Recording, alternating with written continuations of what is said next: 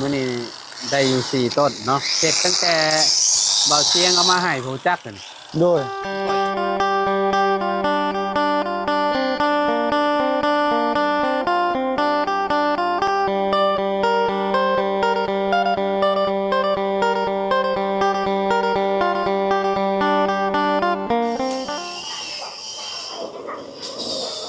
พ่อแม่พี่น้องเลยเนาะเปิดภาพมาอยู่ที่เรือนชาลานแป้นน้องซอนพี่น้องเลยเนาะพักหญ้าขาคิงเราก็พร้อมกินแล้วพี่น้องเลยเนาะโอ้เขียวงามเลยเนาะโอ้พี่น้องเลยเนาะผักหอมป้อมงามขนาดผักชีแหละพี่น้องเลยเนาะโอ้งามเกินผักพร้อมถอนกินพอดีเลยเนาะไปหาทางน้องซอนมันก่อนเนาะโอ้กำลังคัดเสาเฮือนอยู่พี่น้องเอ้ยเนาะคนกุ้มเราเห็ด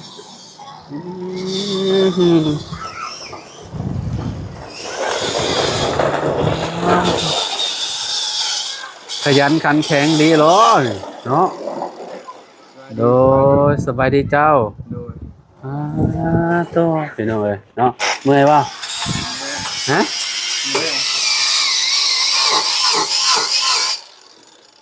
จะละลายเจ้าพี่น้องเลยเนาะเลยขออนุญาตเนี่ยเนาะ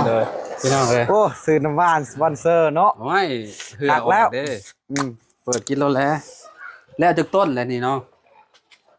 3 ต้น3-4 ต้นเลยเด้เนาะ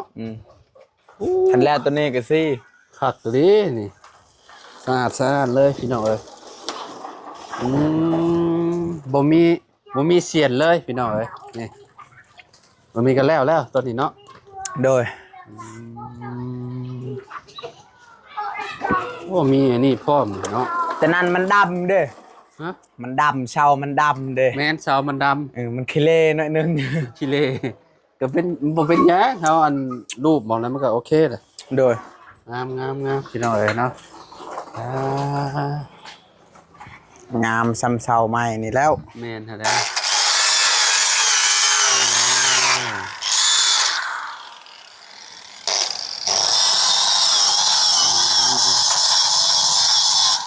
ใบมันก็สิลอยหมดแล้วฮะใบมันสิหมดแล้วน้อยคัดหลายต้นแล้วก็เบิ้ลเลย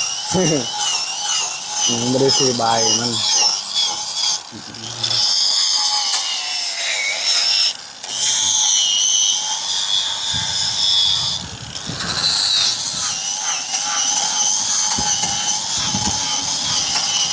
เบาเชียงพี่น้องเนาะซื้อมาให้หินเจียลูกหมูพี่น้องเนาะ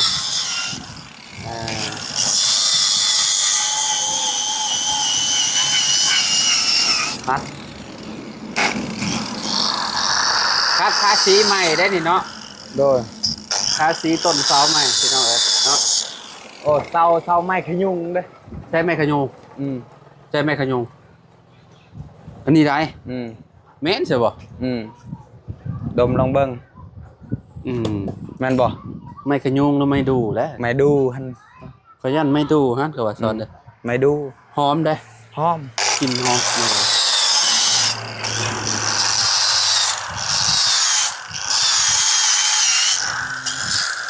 คัดต้นนี้แล้วก็เสาเมื่อยแล้วบัดนี้เนาะสอดโดยพี่น้อง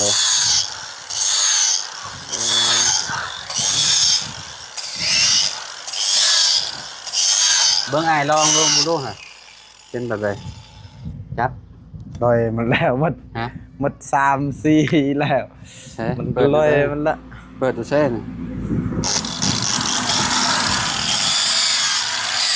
โอ้ยมันอันนั้นแล้วนี่เนาะมันจะเบิดแล้วโอ้ยไปทางอื่นหมดแล้วเนาะแม่นมันจะเบิดแหละก็บ่เซอร์มาอีกคัดเมื่อใหม่มันก็เบิดแล้วนี่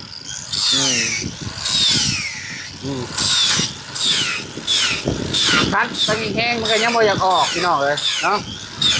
มันอยากเบิดแหละโดย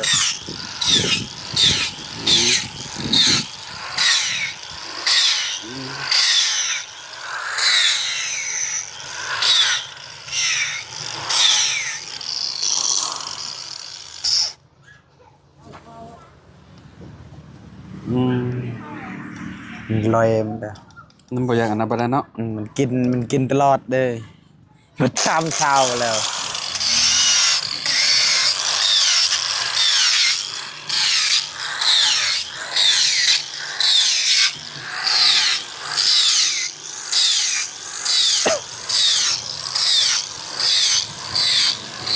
มีใบใหม่มาเปลี่ยนนี่ค่ะยน โดย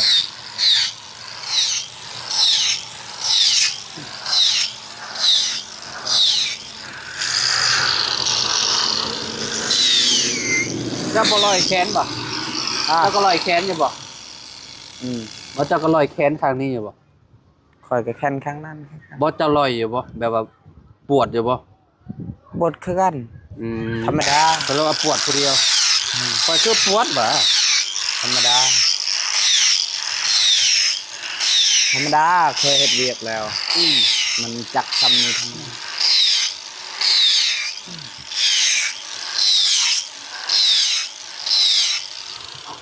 มาคอยจัดเองเนยเจ้าเมื่อย เดี๋ยวขอยเห็ดให้มันแล้วก่อนขอยเห็ดแล้วต้นนี้ก่อนขอยเห็ดแล้วฟันนี่ก่อน นี่เฮ็ดจังซี่เบิ่งนี่แบบนี้อีกมันเฉพาะว่ามันลอยแล้วเด้เบิ่งนี่ขอยเฮ็ดนี่เด้อนี่เบิ่งนี่เห็นบ่ อ๋อ เห็นบ่มันลอยแล้วเด้เห็นบ่จริง ทู งา ขึ้นทูลงเนาะ แบบนี้เด้เห็นบ่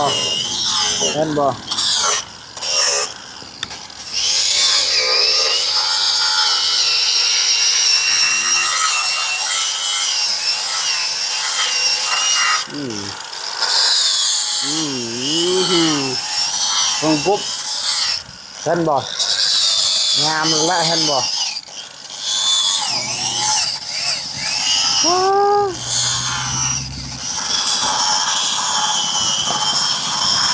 ครับทาสีใหม่ ต้นไม้ตะกี้เนาะ โดย ไม้ตะกี้บ่ได้เสาะเนาะบ่ได้กบเนาะ โดย แต่ว่าเอามาเห็ดกับเห็ดโลดน่ะนะ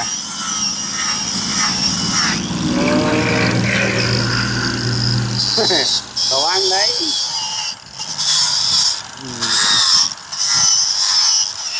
เห็นบ่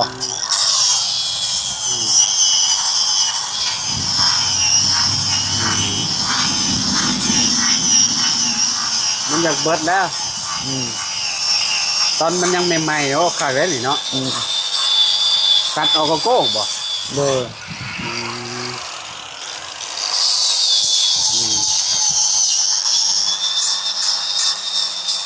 เสามันเป็นแบบไม่บริกรบมันแตกมันยังกันนะคุณ โอ้ไม้จังมือเอาเฮ็ดเดือนนี้เด้อไม้เขาบ่ได้ตัด แม่ว่าพ่อเจ้าไปถากเอาเองเลยเนาะ โดย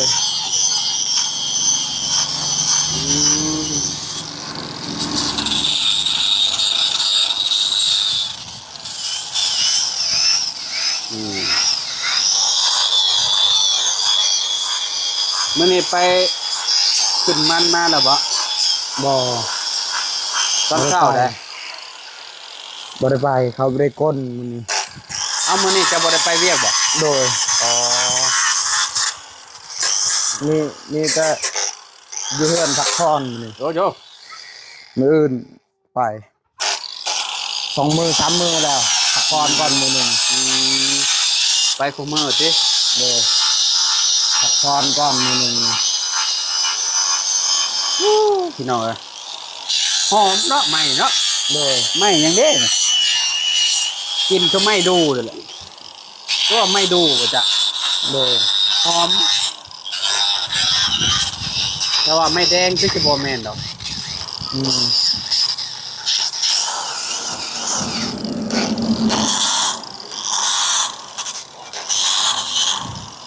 เสานี่ก็โมเมนรอเองมาจักนี่ รอเอง นี่นะ อืม เอ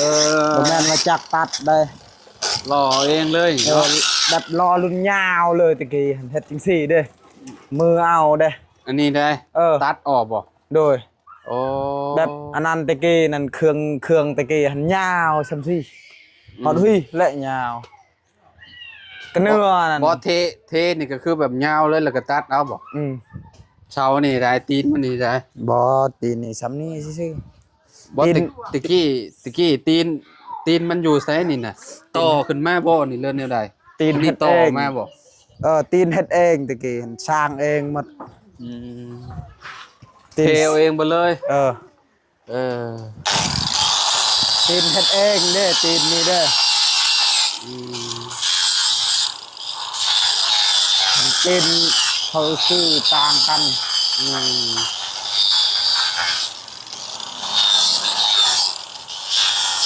อืม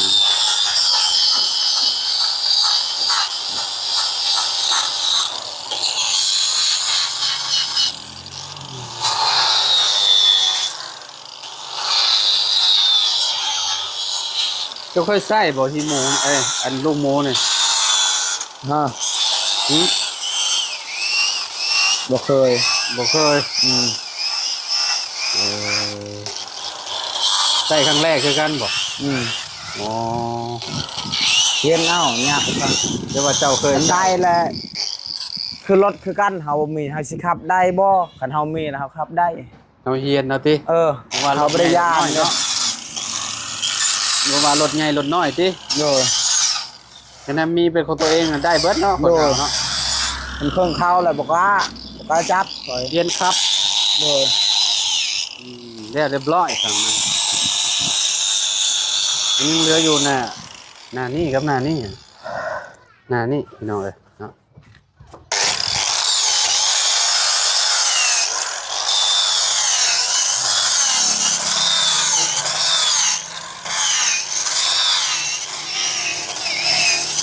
ไปใส่กระดาษทรายนี่โอ้บ่ได้ว้าวแล้วนี่ โดย บัดมื้อต้นหนึ่งก็ยังบ่แล้ว โว้พอแห้งแล้วดับฟาง ใส่ลูกหมูทูเอาพี่น้องเอ้ยกระดาษทรายนะมันเป็นกระดาษทรายเด้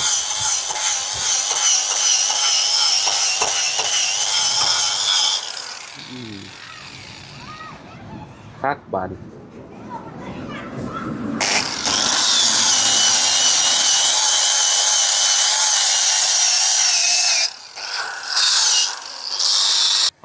พี่น้อยเนาะภาคบ่น้องสอน หักละแห้ง มันมีปรั๊บคอยปรั๊บเฮงบ่ โดย โอ้ภาคได้ซะเนาะ โดย ปรั๊บเฮงนี่เอาลองเบิ่งดูปรั๊บเฮงอะ นี่เด้อ เบอร์นี้เบอร์หยังนี่ ใช้เบอร์3เบอร์3นี่เบอร์1เบอร์2เบอร์3เบอร์หยังเฮงสุด เบอร์6เบอร์6บ่โอ้ เห็นบ่ โอ้เฮงเลยเนาะเบอร์6เนาะ เห็นบ่ สำรถนะนี่ เห็น เนาะ บ่ เบอร์6นี่ก็คือแบบเล็งไว้นะ โดย เบอร์1ช้าบ่เบอร์1เอาใส่เบอร์2เฮา เออ ใช้พรีดีย่านคือรถคือกันคือเล็กคือรถคือกันแต่เบ็ดเฮาเฮียนนะใช้เล็กซีตลอดจนรถจนจะตาย มันอืดเด้ นะ ใช้เล็ก1บัดย่านมันแห้งบ่ มันแห้งแล้วเด้ บัดเดี๋ยวนี้หันบ่ย่านอีก เด็กหนึ่งก็คือว่าช้าสมมุติติ โดย ออกโตคือว่าช้าแท้ โดย อ๋อมันมีปรับระดับได้เนาะ โดย อ๋อเฮ้ย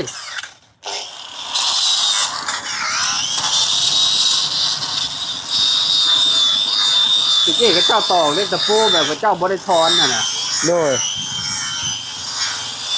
เดี๋ยวปะไว้เลย โดยคิว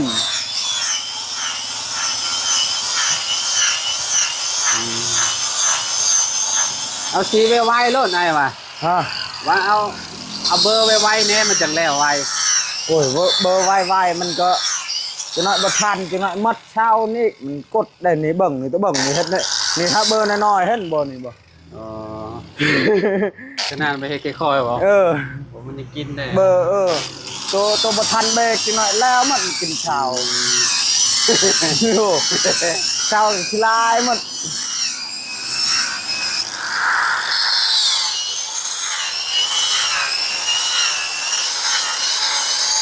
ยอมหับเลยพี่น้องน้องสอนเนาะดุพี่น้องเลยเนาะแบบว่าเราขยันพี่น้องเลยอันนี้นะสามารถแบบเอาไป เจียนั่นเจียนี่พี่น้องเนาะอันหินเจียนี่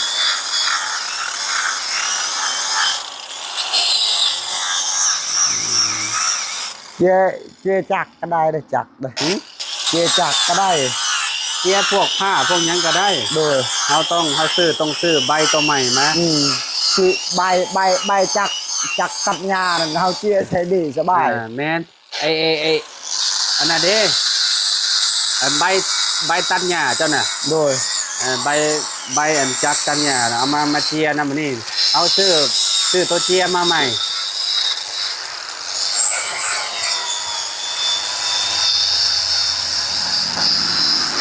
เพื่อนนี่จักปีแหละนี่ โดย แต่จักปีแหละปลูกมานี่ตั้งแต่เจ้ายังน้อยผมบอก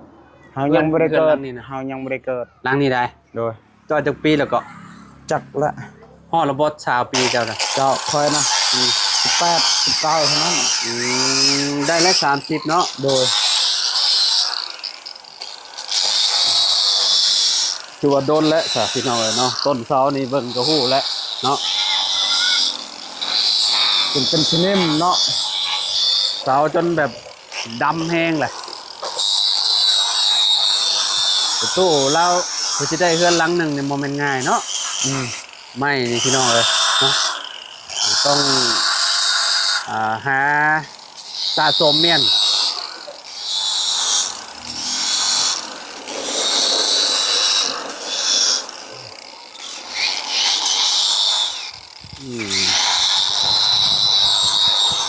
เพื่อยังเหลือจากต้นนี่1 2 3 4ยัง5 ต้นพอพี่น้องเลยเนาะเบิดก่อนแล้วลูกชินเจียเนี่ย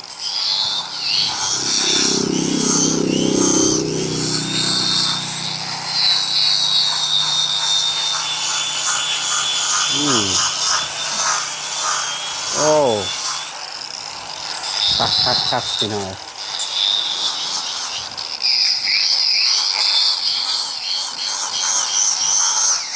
โอ้เฮือนนี่ดอนเท่าได้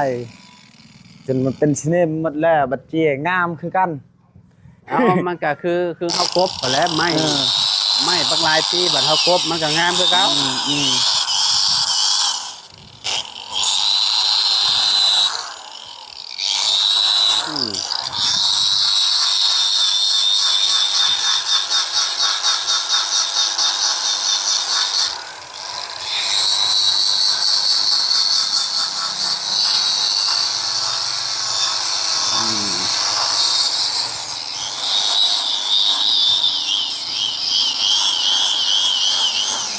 เรียบร้อยฟังดีบัด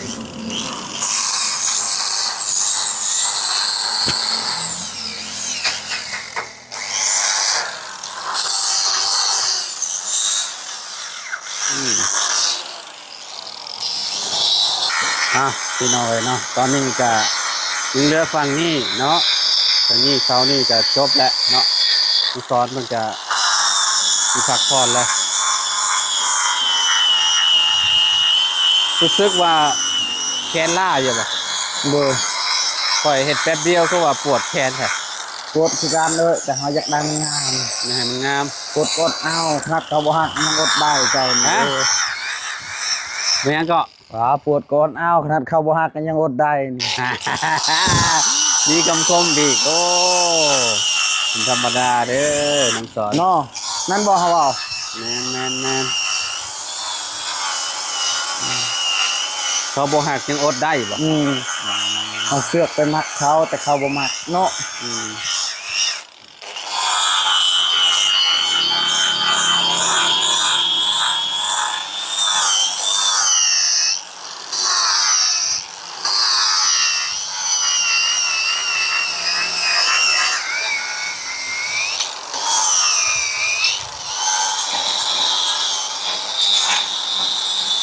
กินข้าวเที่ยงแล้วบ่เนาะ กินแล้ว ได้ยังกิน กินป่าเห็ดหมกเมื่อวาน ได้ปลามาเลยใช่ ปลามาแต่ห้วย โอ้จะไปหาบ่ โดยไปสระน้ ปลาข้อบ่ ำโดย หมกกินเนาะ โดย เจ้าก็มักกินบ่ดิบ เจ้าก็มากินดิบบ่ กินดิบ กินดิบกินปลาดิบแบบนี้นะ กินคือกันคันเฮ็ดลาบมัน ต้องลาบบ่ โดย ตะกี้เป็นโตนี่จะกินบ่ โดย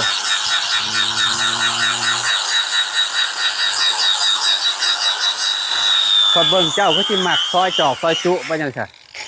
กิแซ่บเด้อซอยจุ บ่ อืม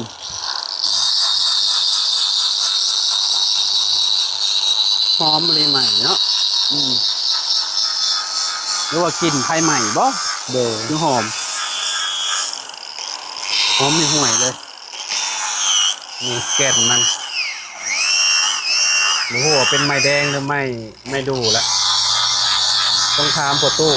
ต้องถามพ่อน้องสอนเราจังหู้ว่าเป็นไม้ยังเพราะว่าเราเป็นคนไปหามาเนาะสอน โดย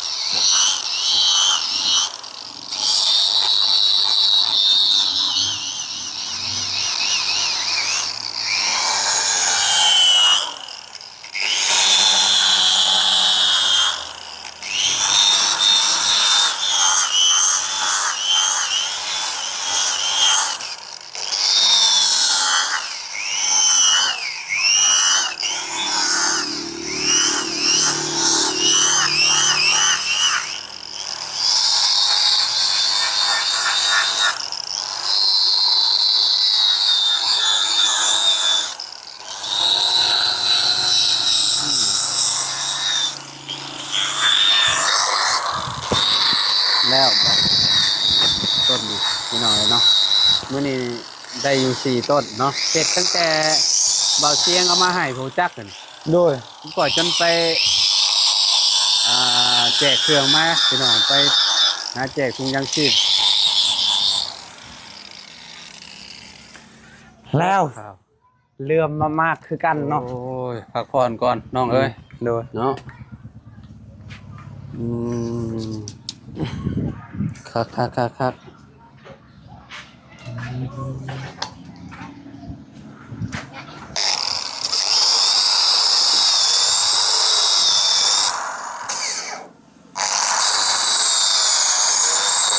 อันนี้นะพ้นศาสตร์ใช่นี่เนาะ โดยพ่นชาตลอดเลยมันสั่นเลย พ้นศาสตร์ใช่มันก็นั่นแหละมันก็ดอกแล้วนี่ดำไปเลยจริงๆมันต้องพี่ อันนี้มันสั่นเนาะ โดย ไม่มองนี่พี่น้องเลยเออมันต้องตกพี่ตามจริงมันต้องตกออกมาพี่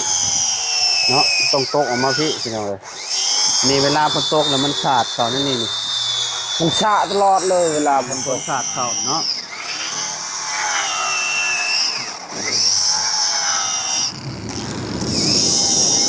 น้องซ้อนพี่น้องเลยเนาะเราเห็ดคนปุ๊บ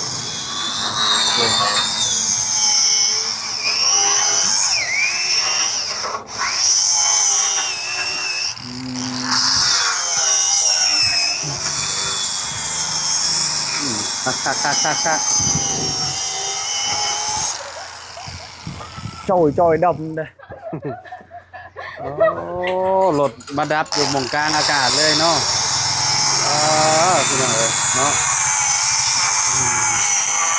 อ่ะ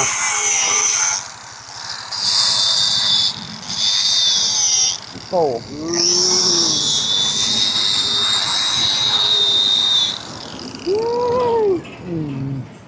อืม สำควันไพ่เนาะ เก่าตาเลย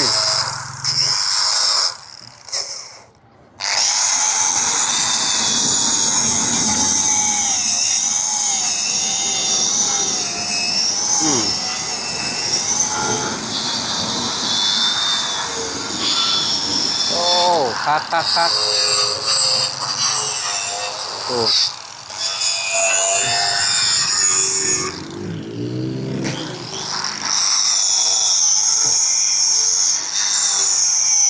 อ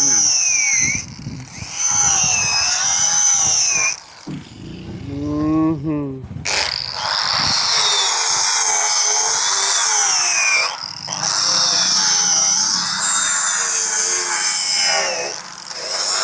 ต้องขึ้นไปถูเทิงบุ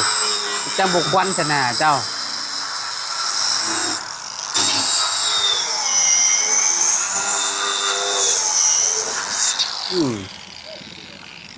เอา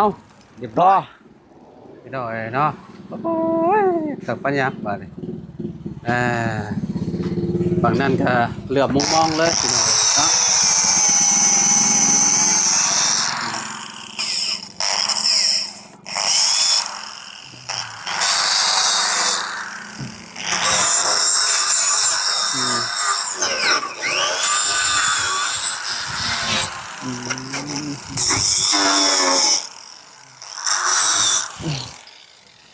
โอเค โอ้เมื่อยแล้วเศร้าว่ะ เมื่อยแล้วเรียบร้อยแล้ว โด เนาะ ย ไปอยู่ดีมีแฮงพอ โด กันไหม ยสบายดีเจ้า สบายดี FC พี่น้อยเนาะอยู่ดีมีแฮงเด้อพี่น้องเด้อเนาะ